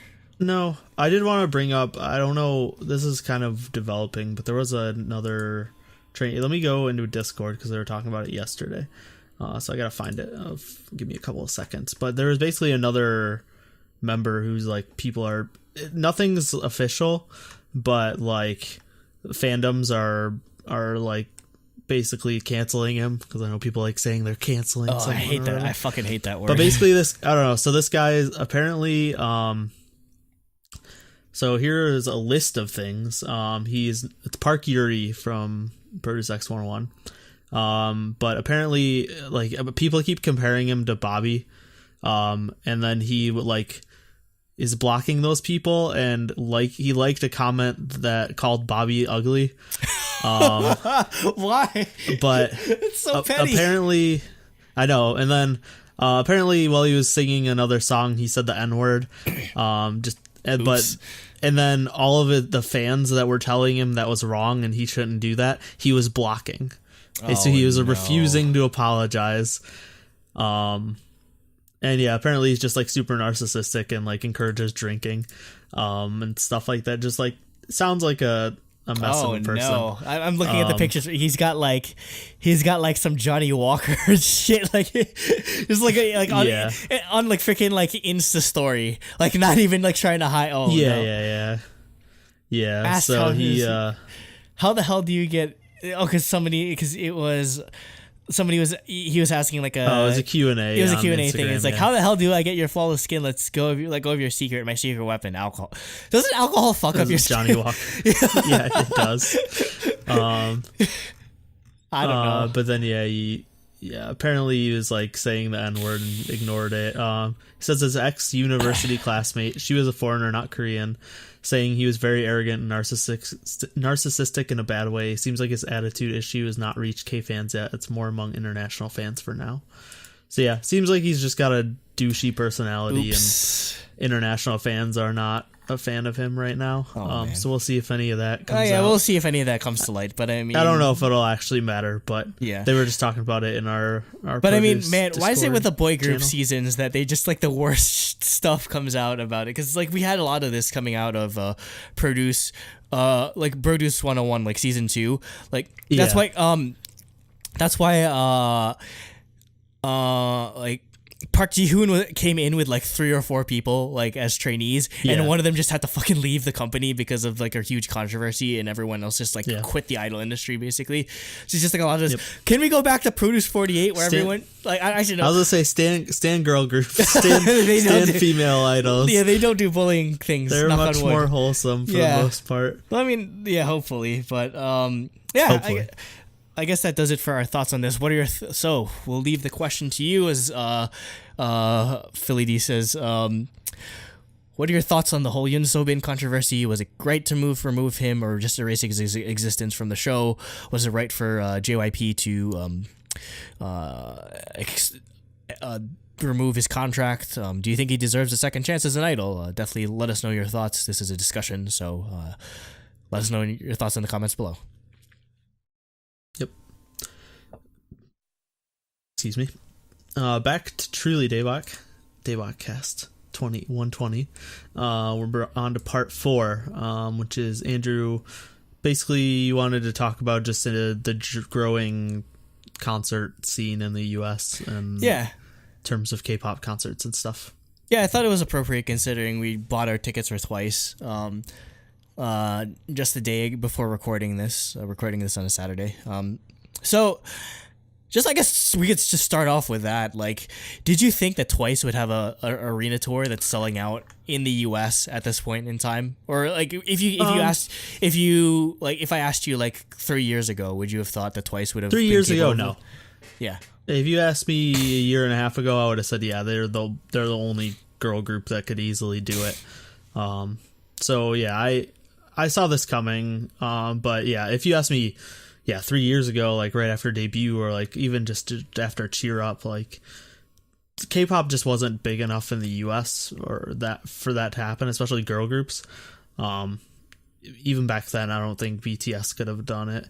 Like big arenas. I mean, sure, like granted, the ones Twice are doing, like the one in Chicago is not a huge arena. But I mean, in Newark, they're doing they're doing the Prudential Center, and LA they're doing the Forum, which is like a huge. Are they? Okay. Yeah, like that's like Blackpink sold out the Forum, so like it's on that level of just venue. No, yeah, I if any, I would have said yeah for sure. Twice could have done a year ago, but 3 years ago, no, definitely not, because I don't think anyone could have. But no, yeah, it's cool to see. It's cool especially to see with Blackpink and Twice, because girl groups don't get the recognition for concerts that guy groups do in the US. Like, it's just girl groups just don't have the fans that guy groups do in the US, at least. Yeah, because most fans in America, and I guess most K-pop fans even in Korea are female, but there is a large contingent of female fans that love female groups, whereas that's not as much of a thing in the US. Most people they only listen to boy groups. And we've talked about this before, but that there's a stigma of like guys liking cute girl groups, and like everyone thinks you're a fucking weirdo, cute things and stuff. There's a stigma against that. All you want to do is sleep with them or whatever, like just like really like creepy uncle fan type stereotype things. Yeah, people just think if you're a guy that's into a girl group, you're only into it because you think they're attractive, and you want to sleep with them or whatever. So then if they're like a cutesy girl group with like underage members, then people just think you're creepy or whatever, when that's not the case. Like, you can just like the music and just have fun listening to music or whatever. So yeah, there's just a stigma against girl group concerts, especially in the US, for guys listening, and then girls. Not as many girls here like girl groups as they do in Korea. But I think that's going away for the most part, because K-pop's getting so big. I think people are just starting to realize like you can just be into it because it's fun, catchy music, and like you can be into guy groups and girl groups no matter what your gender is. But yeah, still, like, girl groups just don't get the recognition. Like, I remember Sam talking about the OMG concert, like, it was half empty, like, even just like last year, like, and that's why they don't come. Like, that's why the smaller girl groups never come to the US. It's just they can't sell the tickets, unfortunately. And I think that's still in general. Like, I think international fans don't care about the new groups nearly as much, and especially when it comes to girl groups as opposed to guy groups. Yeah, because when it comes to new guy groups, like, again, like groups like Astro have been having concerts in the US like consecutive years. Yeah. So, and like, they sell out. So, like, even like the tiniest new boy group has a following, whereas it's hard to garner a following for girl groups unless you're a Twice, Blackpink, Red Velvet level. You have to be huge. You have to be huge, unfortunately. I mean, like, and even Red Velvet, I feel like doesn't have the international fan base that Twice and Blackpink do. Like, because I don't think Red Velvet could sell out an arena, arenas. Yeah, because when they came, it was a smaller venue, right? They went to NJ which is a it's theater. Just a theater sort of thing. So, like, I mean, granted, Monsta X was there too. So, I mean, even I was gonna say, they did this because they did it for Chicago, the fan meet that I went to. They were in the same venue as that Monsta X does. But Monsta X isn't the biggest. They've got a loyal fan base that'll go to their concerts every year, but they're not the biggest. Not the hugest. Like, they're not on the same level as a BTS or EXO or exactly. GOT7 or 17 NCT. might be. Well, NCT's probably around that similar level, maybe a little bit bigger. But I think it's just we're in an interesting position that there's sort of a.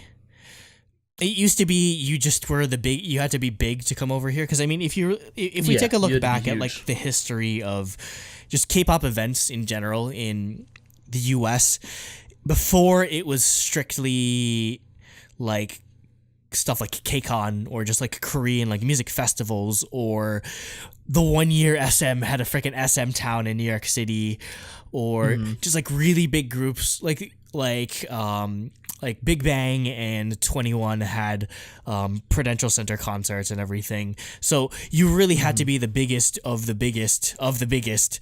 You either had to be like big enough on your own to justify having a solo concert, or you had to be part of like a KCON or like big festival like thing to have events here in the United States, where now it feels like there's sort of a middle ground. There's a middle ground, and then there's like a lower ground, even where like the even really tiny groups are.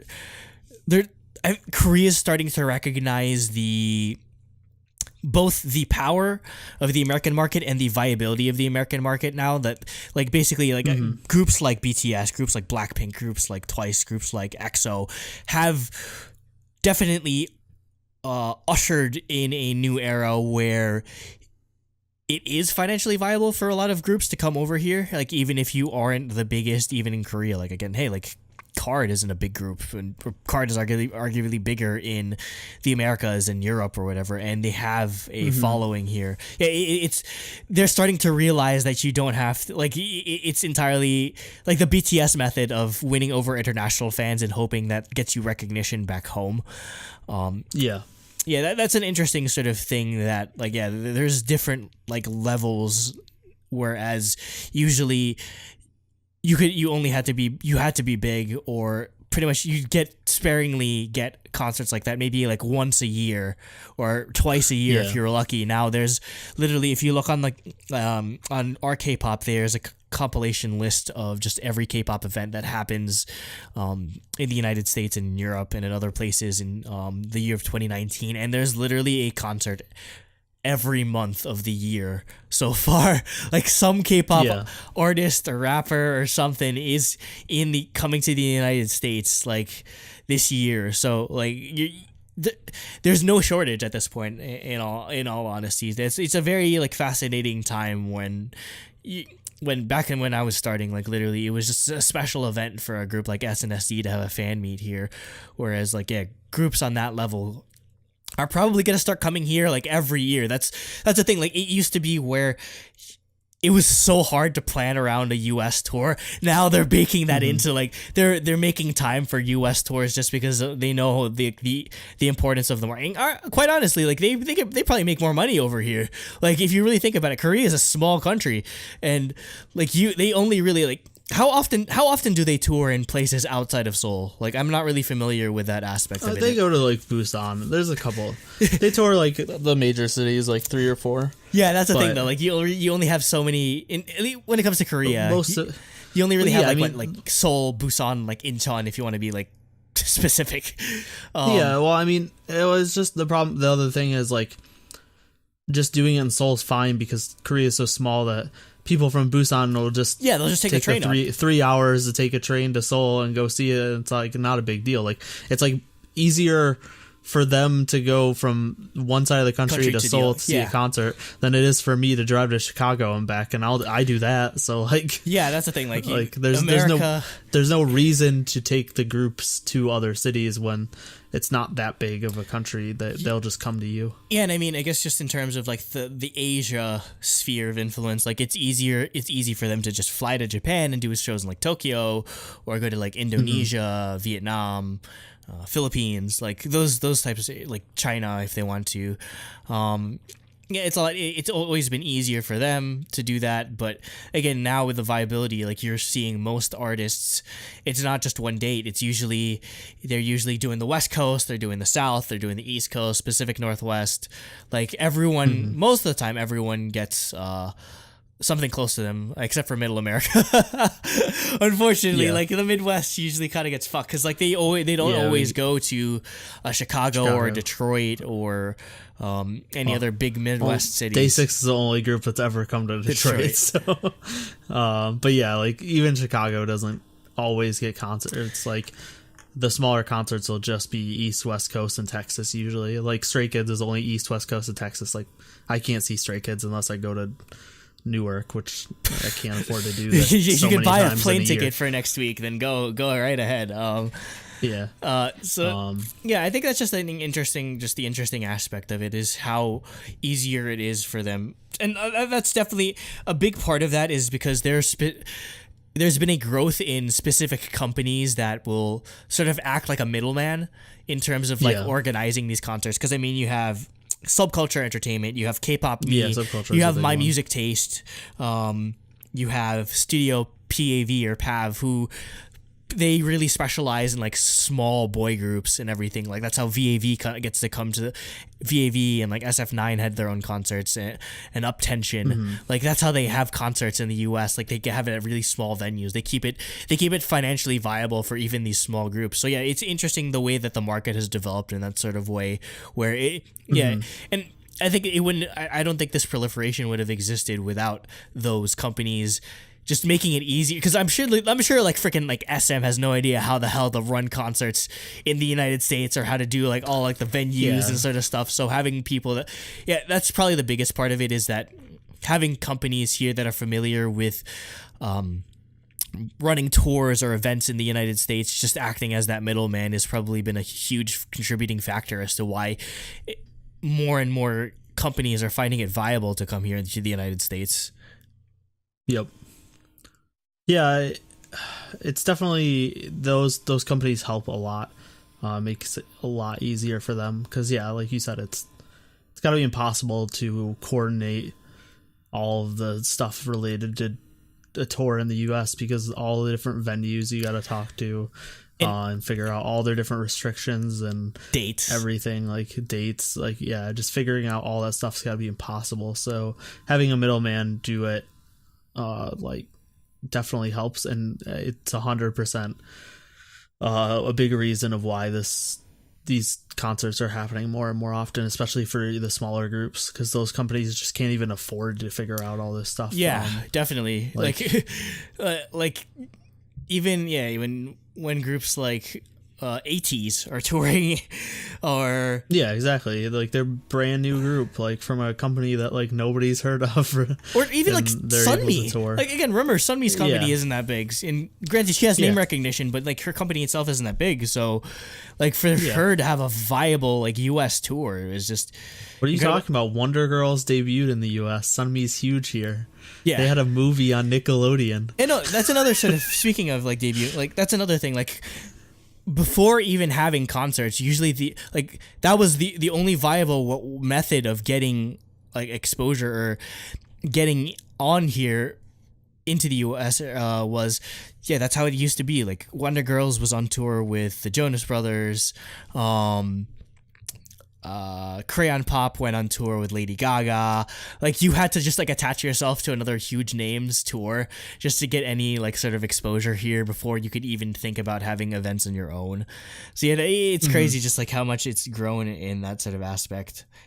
Also with dates, just it's a lot more complicated to just organize dates around here because there's a lot more important sporting events happening in the US than there are in Korea. Because in Korea they really only give a shit about like baseball, and that's it. Like Jacob said, he went to a soccer game for like FC Seoul, and nobody went. It was like the stadium was half empty, which is kind of a shame because they had this big fancy World Cup stadium that no one wants to use for sports, or like I guess they probably only go for the national team. But there's less big sports that have following in Korea than they do in America. So when you have like 4 major sports that you have to like schedule around in terms of using the venues, that's why like BTS can't get like these big venues like MetLife Stadium and like the Rose Bowl and Soldier Field. They can't get that during the fall because of football season. So that's why they have to schedule it like here and everything. So like the complexity of that's definitely a lot more than you have to deal with.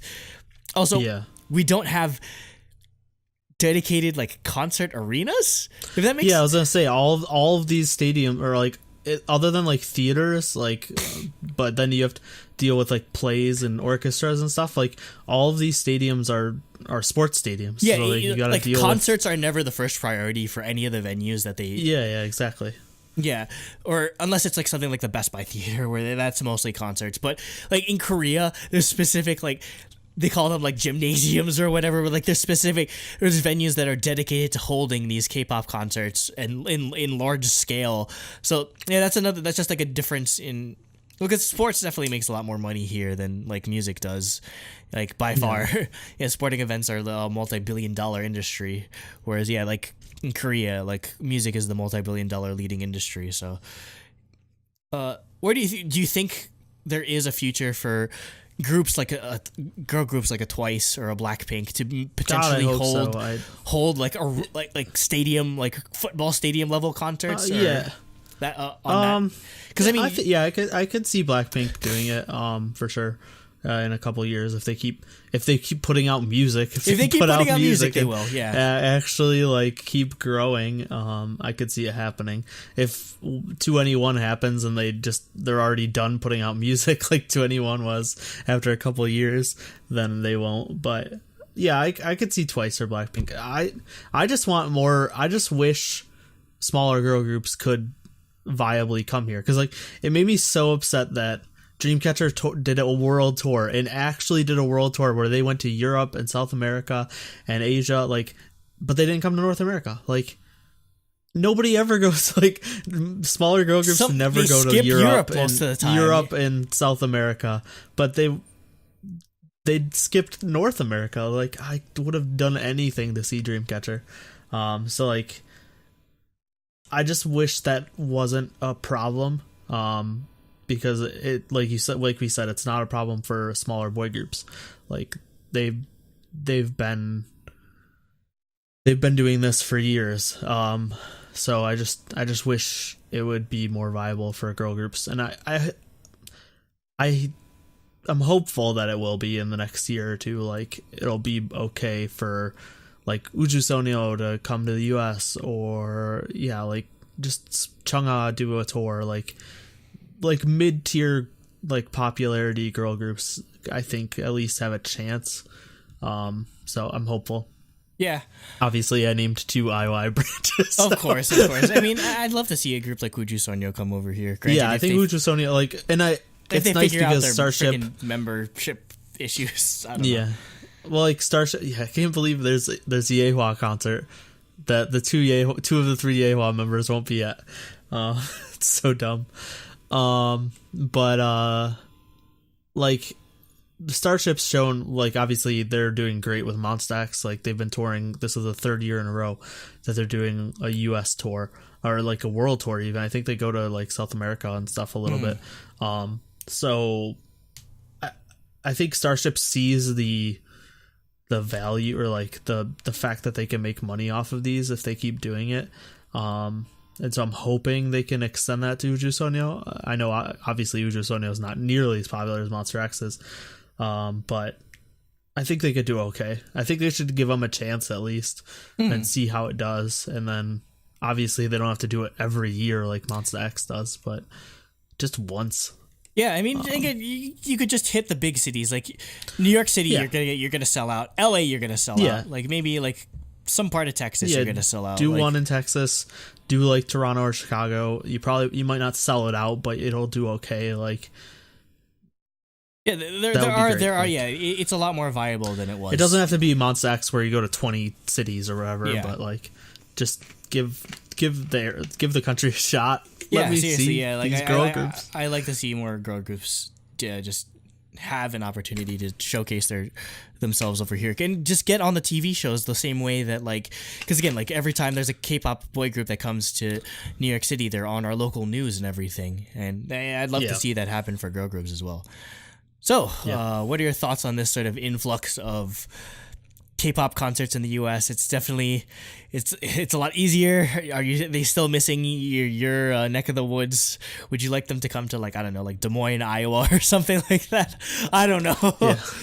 Montana. Where nobody lives. Yeah, would you like to see more K-pop groups, or which K-pop groups would you like to see start to tour in the US now that we have a market over here? So definitely let us know. Yep. So yeah, that's it for episode 120 of the DaebakCast. Like we said at the beginning of the show, if you like it, if you like the episode, like the video, subscribe on YouTube, follow us on Twitter, review us on iTunes, and most importantly, check out our Discord. You can come hang out with us. We have a nice community there. It's nice and small. It's not a huge community. So like you're not gonna get overwhelmed with tons of messages, and you get to know some cool people. And talk to us directly. We're in there hanging out a lot. All the time. Pretty much all the time. So, and we do fun stuff like song ratings, and we did a March Madness visual bias bracket, that type of stuff. So we just do fun little things in there. So yeah, definitely come check us out there. Any closing thoughts for you? Again, we really don't have anything until KCON ProduceCast and pretty much some point whenever, because episode 2 just happened yesterday. Yeah, so they're gonna get to eliminations in like an episode or two. Episode 3 will, so we'll figure that out in the next couple weeks. Mm-hmm. But yeah, definitely a lot to look forward to. Yep. So yeah, thanks for listening and goodbye. Stay fancy. Stay throbbingly fancy. How did you not do that last week? I don't know how I didn't do that. I guess I said stay jet lagged. I was too tired, so. That's true. I know. 100% in concept, they changed it up. And then I would say like partially in the music. I think the verses are very different, but the chorus still has that like twice like signature sound. It's still the upbeat like twice chorus that you kind of expect, just with a little differences. But the verses are